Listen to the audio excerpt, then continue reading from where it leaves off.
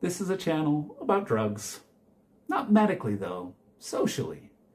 There's two key questions that drive the majority of the content you'll see here. How do the drugs we take affect the way we understand and relate to ourselves and each other? And second, how do the ways we relate to ourselves and each other change the way the drugs we take affect us? There's no escaping it. To understand drugs, it isn't enough to understand them medically. We have to understand what we believe about them, because those beliefs have a profound effect on the way they make us feel, how they help us understand the world, and how we understand others. Drug consumption, which drugs are appropriate, when, and in what amounts, and more, is one of the key moral questions of modern society, and has been the reasoning behind everything from the development of religions to the waging of wars. They can make us see God. That's why we call some drugs entheogens, and break our brains. And we're not just talking about stuff like psychedelics. Even the painkillers or caffeine that many of us take on a daily basis can impact the ways we relate to and understand each other. Our beliefs about and interpretation of the world isn't some abstract, ethereal thing. It's in our brains. So I'm here to try and help you to make sense of how and why drugs can affect our societies and our relationships so profoundly. So who am I? I'm a PhD candidate in rhetoric. Aristotle calls rhetoric the means, an analysis of the available means of persuasion.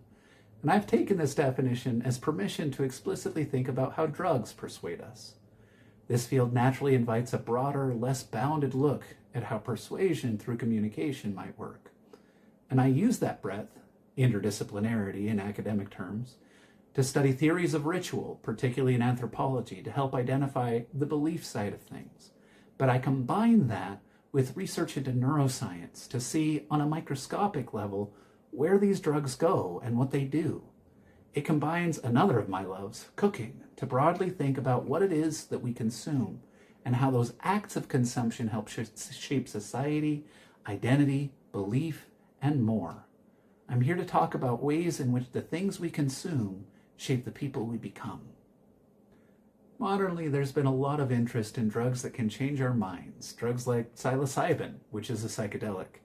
Indeed, drugs like psilocybin have a profound impact on the way we see the world, what we think is right about it and what we think is wrong about it. Dissociative hallucinogens like ketamine are now being used to treat mental illness for some of the same reasons.